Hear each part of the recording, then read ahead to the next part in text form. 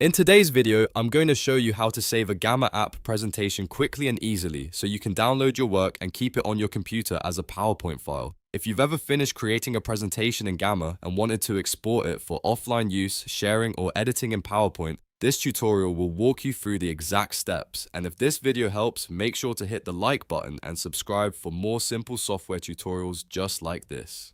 Alright, let's jump right in. First, go to your Gamma dashboard and open the presentation that you want to save.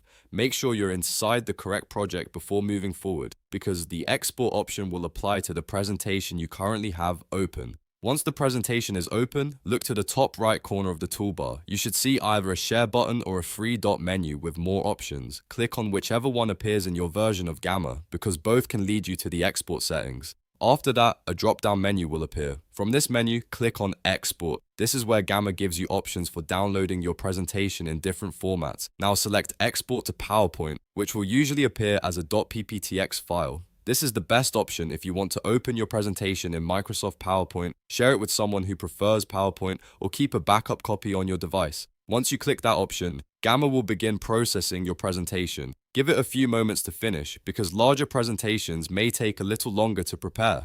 After the file is ready, Gamma will automatically download it to your computer's Downloads folder. If your browser asks where to save it, choose the location you want.